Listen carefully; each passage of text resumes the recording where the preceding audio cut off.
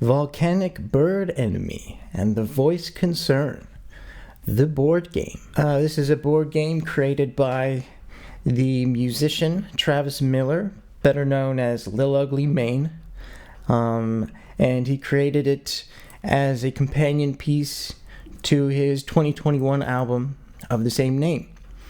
And I'm going to talk about it for a little bit. So I bought this thing on a whim. I came home one night and I opened up my Instagram feed and I saw that Travis, because I follow him on there, he was doing an Instagram live, and that is a very rare thing for him. So I decided to open it up, and what I saw was him playing a board game, and across from him on the other side of the table was a guy in a duck suit. And if you're familiar with this album, you will know from the album artwork that this kind of imagery is very much on brand. This is essentially a piece of the album cover, if you're unfamiliar with it. This is the box for the game, by the way. It's full of really great artwork. But anyway, so I decided to pick it up. My initial reaction was kind of mixed when I got this thing. I think that once I opened it up, I found that, at least from a physical perspective, there are things about this that are really not up to par with your typical board game standards. The game board itself is actually just poster paper. It's not the typical tough cardboard that you might expect. And the game pieces come on this single sheet of cardstock. The cardstock is good quality and everything, and it's got like this nice shine to it. But you need to cut out the game pieces yourself. And this is something that I appreciate to some degree, because it does give the game a little bit more of a personal feel. But at the same time, you do end up with these game pieces that are just a little bit janky. Also, the characters come in this really neat packaging. The packaging looks like it's something you might find in a Bizarro World dollar store or something like that. But the characters come unpainted, and also they require just a little bit of assembly. You need to basically glue them to the base. So just a little extra setup there as well. And I guess I just wasn't really expecting these kinds of things. The first time I actually sat down to play the game, I didn't end up playing it at all. I just spent, an hour or so just cutting out the game pieces and trying to figure out where I left my Gorilla Glue so I could glue these miniatures together.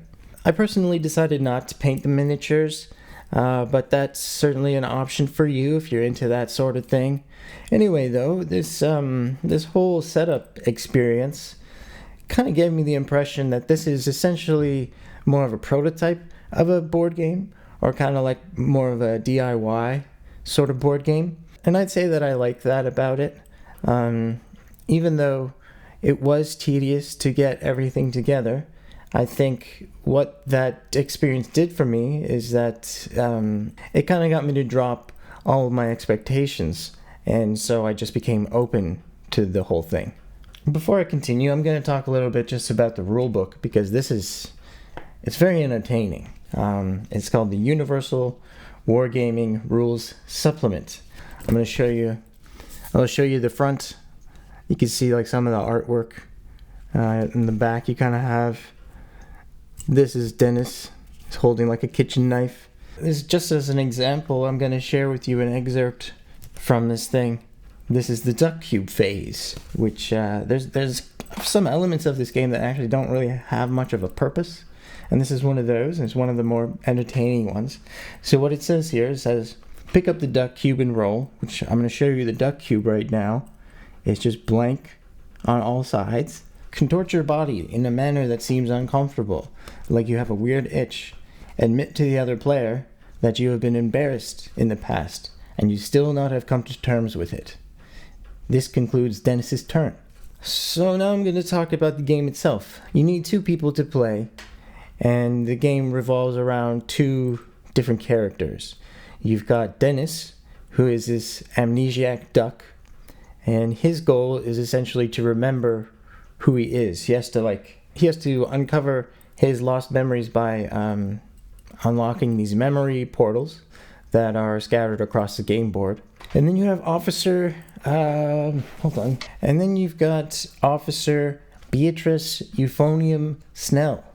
And the object of their game is essentially to kill Dennis before he can recover all of his lost memories.